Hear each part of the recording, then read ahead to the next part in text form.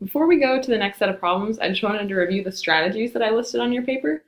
So the 3 strategies that I would refer to when you're solving your logs. If you're unsure where to go, first think about, can you change the forms? So can you go from exponential to logarithms, or can you go backwards from logs to exponentials? So using that arrow trick. So I always find that really helpful. Number 2, you could simplify each side of the equation into a single log. So using that, how addition and multiplying go together, subtracting and dividing go together. And then you can try to unlog both sides. So that's when you've got like a clean log on one side. So clean log meaning nothing's in front equals a clean log on the other side, so it also has nothing in front, and you can simplify them so that you're only left with what's on the inside. Third rule, you could take the log or natural log of both sides. So if you're unsure what to do, like a lot of times in those E problems, and you want to get rid of that E, you could take the natural log of both sides, and that's always helpful as well. So let's try to use those on our next slides. So our next one, thinking through those strategies, I've got an x trapped in an exponent. So I could treat this a few different ways. I think the way I'm going to approach it is I'm going to change this into logs, but I also could have done the natural log of both sides if I'd wanted to, or just the log of both sides, but I'm going to use my arrow trick. So I know this is going to be log. I touch the 3 first, so that's going to be the first number I write. I touch the 7 next, so that'll be the next number I write. And I touch the exponent last, so that'll be the last thing I write.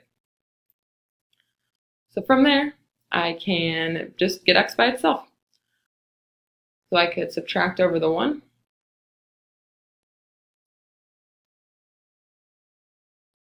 Oh, nope, grab subtracting.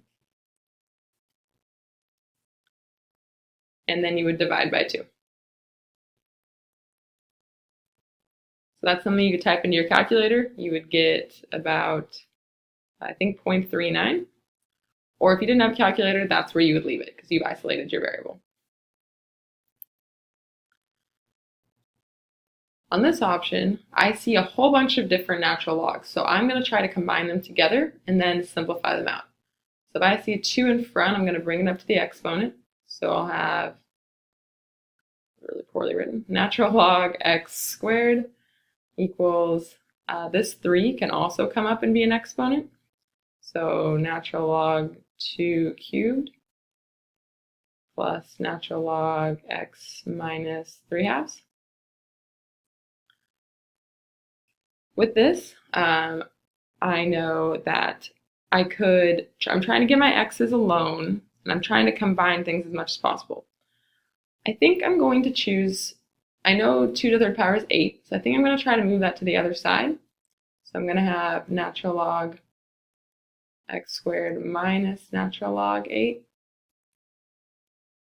And you could definitely do this different ways. This was just the way I found easiest for me. That subtracting sign is like dividing. So we've got x squared divided by 8 now. And now, thankfully, we've got a single log on both sides, and they're both clean logs. There's nothing in front of them. So the natural logs can go. So I'm left with x squared over 8 equals x minus 3/2. So with that, I just want to try to solve for x. So I'm going to start, I really don't like having fractions, I know.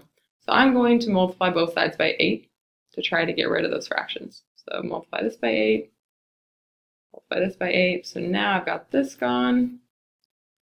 I'm left with x squared equals, if I distribute this, we'll have 8x minus the 8 and the 2 simplify, so I'm left with a 4, so minus 12.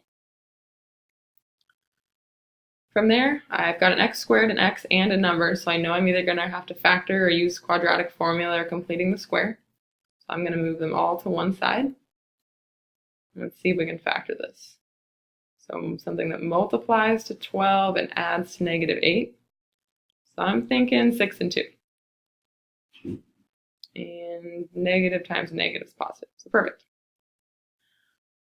So that means my x equals 6, and my other x is going to equal 2. Once again, we should go back and plug those into the original equation. Just at a brief glance, I don't see anything really offensive. I'm not taking the natural log of a 0 or a negative number. I'm going to tell you to save time that both of these work, but it is good practice to plug them in just so you don't miss a point on a test. So going on, natural log of natural log x equals 2. So I think I'm going to try to change this into exponential. I'm going to rewrite my natural log as log base e of ln of x equals 2. And with that, I could do e to the second power equals natural log of x, and maybe that'll help me out. So e to squared equals natural log of x. I honestly think I'd like to do that practice again. To use my arrow trick, I like to put the natural log on the left side, so I'm just going to rewrite it with the natural log on the left. So if I do that again, I've got that invisible e that would have been with the log. So e raised to the e squared power equals x. So e raised to the e squared equals x. And then you're done. You can type it in your calculator, but from there, there's no more we can do. We've got that x by itself. So the last problem is more creative. So what we could do with this is I'm going to move everything to one side. So this is pretty challenging. I think there's one like this on the half sheet worksheet you're going to get. So all I did was move that e to the x to the other side. So the interesting thing about this is it's basically like we're doing substitution. So my e to the x's, I'm going to represent with a u. So this is called, I don't know, I'm going to call it u substitution. It's something you're going to use in calculus. So every time I see an e to the x, I'm going to replace it with u. So this is going to be u squared, because e to the x went away, minus u plus 6 equals 0. So then I can factor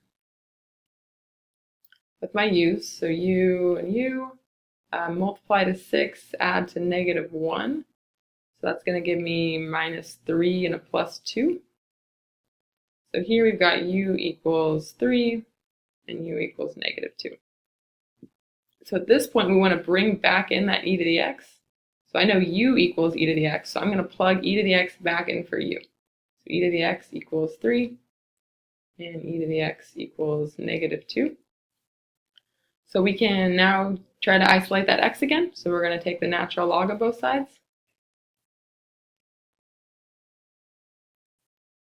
So we're left with x equals natural log of 3 and x equals natural log of negative 2. If I'm thinking of a natural log graph, there's an asymptote at 0, so negative 2 is not going to work. So I know that this cannot be an answer. So we're just left with ln of 3. Good. So sometimes this can be challenging.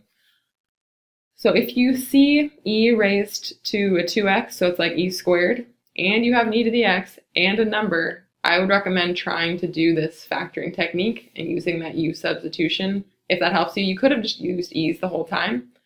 This just helps me visualize it. So that's a good trick for on the homework sheet. All right, so finally, we have a quiz next class.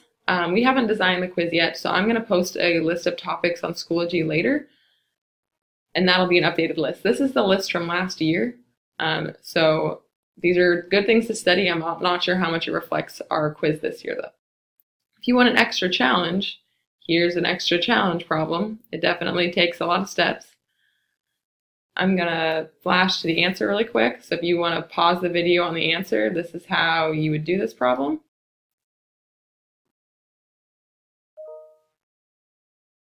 So that is one way you can do this. So I hope this was helpful. I will be back in class next class. You feel free to email me and help each other, please. Have a great rest of class. Oh wait, you guys have a half sheet and you guys have bookwork. So that's what you should be working on for the rest of class. All right, see ya.